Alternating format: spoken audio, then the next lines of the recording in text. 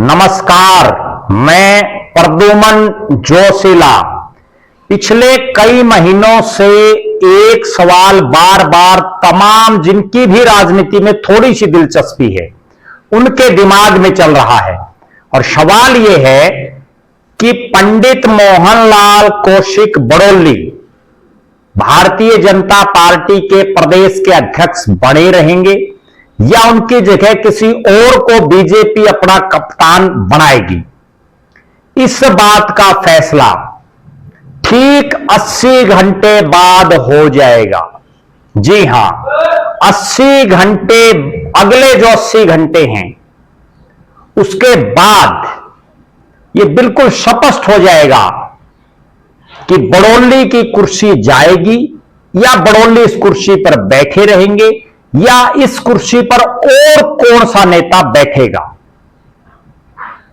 बिल्कुल स्पष्ट हो जाएगा। आगे वीडियो में मैं आपको विस्तार से इस पर बताऊंगा कि आखिर ऐसा कौन सा मंत्र चलेगा जिससे यह बिल्कुल स्पष्ट हो जाएगा कि हरियाणा प्रदेश के बीजेपी के अध्यक्ष मोहनलाल बड़ौली की कुर्सी जाएगी या वो कुर्सी पर बैठे रहेंगे। वीडियो को आगे देखने से पहले आप सभी दर्शकों से अनुरोध है कि YouTube पर हमारे चैनल को सब्सक्राइब करें, बेल आइकन घंटी का बटन अवश्य दबाएं, YouTube पर हमारे चैनल को ज्वाइन अवश्य करें ताकि आपका हमें सहयोग मिलता रहे। वीडियो को ज्यादा से ज्यादा शेयर करें, ज्यादा से ज्यादा कमेंट करें। देश प्रदेश से संबंधित कोई भी मुद्दा आपके दिमाग में हो वो भी आप हम तक साझा कर सकते हैं। एक विशेष बात, हमने खास मुहिम चलाई हुई है। जो भी दर्शक हमारे वीडियो को ज्यादा से ज्यादा शेयर करेंगे, ज्यादा से ज्यादा व्हाट्सएप ग्रुपों में अपने साथियों तक, सोशल मीडिया के विभिन्न प्लेटफॉर्मों पर शेयर करेंगे, कमेंट करेंगे, उन दर्शकों के नाम हम अपने वीडियो में लेंगे ताकि उनका भी प्रचार प्रसार हो।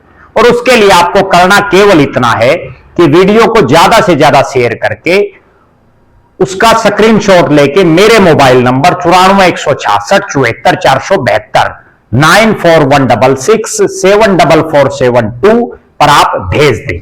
अब मैं जो बात करने जा रहा हूं वो ये है कि क्या मोहनलाल बड़ौली के साथ भी मनोहर लाल खट्टर वाली बनेगी? क्या मनोहर लाल खट्टर की तरह मोहनलाल बड़ौली की कुर्सी भी जाएगी?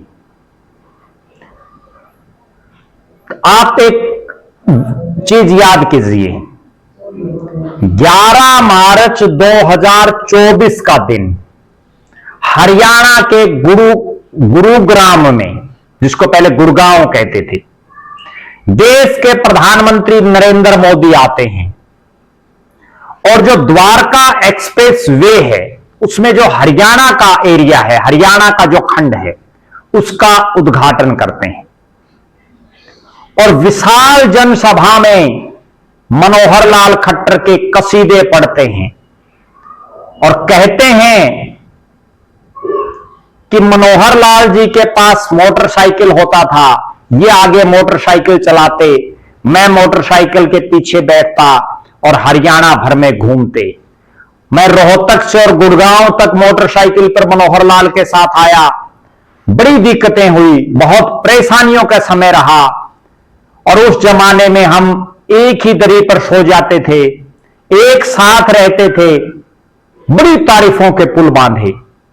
और उसके बाद ये लगा कि मनोहर लाल खट्टर जी की इतनी बड़ाई मोदी जी ने की है, शायद ही हरियाणा के किसी नेता की उन्होंने कभी की हो। और फिर आता है 12 मार्च का दिन, यानी अगला ही दिन मनोहर लाल जी की कुर्सी चली जाती है, मुख्यमंत्री पद से इस्तीफा दे देते हैं और फिर बारी आती है नायब सैनी की। नायब सैनी हरियाणा प्रदेश के मुख्यमंत्री बनते हैं। आज भले ही मनोहर लाल खट्टर प्रदेश के मुख्यमंत्री के पद से इस्तीफा देकर के फिर लोकसभा का चुनाव लड़ करके और आज केंद्र में मंत्री हैं, लेकिन मुख्यमंत्री तो मुख्यमंत्री होता है। मुख्यमंत्री राज्य में एक होता है, प्रधानमंत्री देश में एक होता है, मंत्री तो बहुत हैं। मुख्यमंत्री बड़ा पावरफुल होता है। इसी तरह का एक वाक्य और भी घटित हुआ था जब हरियाणा प्रदेश के उस समय के प्रदेश अध्यक्ष ओम प्रकाश धनखड़ के कार्यकर्ता खूब वाहवाही कर रहे थे उनके जन्मदिन के कार्यक्रम में, उनके बादड़ी में, और इतनी बड़ाई कार्यकर्ताओं ने उनके आगे कर दी कि उसके बाद धनखड़ साहब से खुद ही नहीं रुका गया और उन्होंने कहा कि मैं आज दूसरे नंबर की कुर्सी पर हूं, 1 नंबर वाली चाहिए। और अगले दिन ये वो भारतीय जनता पार्टी है, धनखड़ साहब की 1 नंबर वाली तो छोड़ो, 2 नंबर वाली कुर्सी भी चली गई। अब फिर ठीक 13 महीने के बाद देश के प्रधानमंत्री नरेंद्र मोदी हरियाणा के हिसार में आ रहे हैं। हिसार एयरपोर्ट से हवाई यात्राओं का शुभारंभ करने भारत रत्न बाबा साहब डॉक्टर भीमराव अंबेडकर जी की जयंती के कार्यक्रम पर, की जयंती के अवसर पर हिसार में एक बड़ी रैली रखी गई है। और इस रैली में इस बात पर निगाहें हैं कि प्रधानमंत्री नरेंद्र मोदी हरियाणा भारतीय जनता पार्टी के अध्यक्ष मोहनलाल बड़ौली के बारे में क्या बोलते हैं, वो कुछ बोलते हैं या नहीं बोलते। मोदी जी के भाषण में 3 चीजें गौर करने वाली हैं। चूंकि ये सरकारी कार्यक्रम है, प्रदेश की सरकार ऑर्गेनाइज कर रही है, उसके बावजूद पार्टी का प्रदेश अध्यक्ष होने के नाते मोहनलाल बड़ौली निश्चित रूप से मौजूद रहेंगे, भले ही वो सरकार का हिस्सा ना हो। और इस कार्यक्रम में नरेंद्र मोदी की 3 चीजों पर विशेष ध्यान रहेगा। पहली, क्या वो मोहनलाल बड़ौली की बड़ी जबरदस्त तारीफ करते हैं, क्योंकि ये वो मोहनलाल बड़ौली हैं जिन्होंने भारतीय जनता पार्टी को हरियाणा में जिताने के लिए सिटिंग विधायक होते हुए अपनी सीट से चुनाव लड़ने से मना कर दिया था। उन्होंने कहा कि मैं पूरे प्रदेश में पार्टी को संभालूंगा, और उसी का परिणाम रहा कि बीजेपी का राज आया। एक सुरेंद्र पुनिया भी हैं उनके साथ, जिन्होंने 2 बार बरवाड़ा से चुनाव लड़ने के बावजूद तीसरी बार खुद मना कर दिया कि वो प्रदेश महामंत्री के नाते पूरे प्रदेश में बीजेपी के काम को देखेंगे, और बखूबी किया भी। पहली बात तो यह है कि मोदी जी बड़ौली साहब की तारीफ करते हैं या नहीं, कितनी तारीफ करते हैं। क्या वो खट्टर साहब की तरह उनके पूरे गुणगान और पूरे कसीदे पढ़ेंगे। दूसरी बात, क्या प्रधानमंत्री नरेंद्र मोदी मोहनलाल बड़ौली का नाम ही नहीं लेंगे, उनका जिक्र ही नहीं करेंगे। तीसरी बात, क्या प्रधानमंत्री मोदी बैलेंस बना करके बात करेंगे, केवल जितनी करनी हो उतनी करेंगे। अब मैं तीनों का हिसाब किताब आपको समझा देता हूं। मैंने जो नरेंद्र मोदी को देखा है, जो सुना है, जो उनकी भाव भंगिमाएं हैं, उनको जितना जाना है, अगर उन्होंने बड़ी जबरदस्त तारीफ मोहनलाल बड़ौली की कर दी तो समझो बड़ौली साहब की कुर्सी गई, जैसे खट्टर साहब की गई। भले ही उसके बाद उनको वो चाहे कुछ बढ़ा दे, लेकिन ये कुर्सी जा सकती है। अगर उनका बिल्कुल भी नाम नहीं लिया तो भी कुर्सी गई। देश के प्रधानमंत्री अगर बीजेपी के प्रदेश के अध्यक्ष का नाम ना लेंगे तो इसका मतलब कहीं ना कहीं नाराजगी है। तीसरी बात, अगर मोदी जी बैलेंस बना करके बोलेंगे, जितना बड़ौली साहब का कद है उसी के हिसाब से बात करेंगे, तो यह मान करके चलिए कि मोहनलाल बड़ौली दोबारा भारतीय जनता पार्टी के प्रदेश अध्यक्ष बनेंगे। फिर बनेंगे वो प्रदेश के अध्यक्ष। यहां मैं एक और रोचक बात और बताता हूं। अभी 31 तारीख को ही, 31 मार्च 2025 को हिसार के अग्रोहा में स्वर्गीय ओम प्रकाश जिद्दल की पुण्यतिथि पर देश के गृह मंत्री, बीजेपी में दूसरे सबसे पावरफुल नेता अमित शाह आए थे और वो वीडियो हम सब ने और आपने भी देखा होगा, हमने भी उस पर एक वीडियो बनाया था। किस तरह से मोहनलाल बड़ौली को कुर्सी तक नहीं मिली।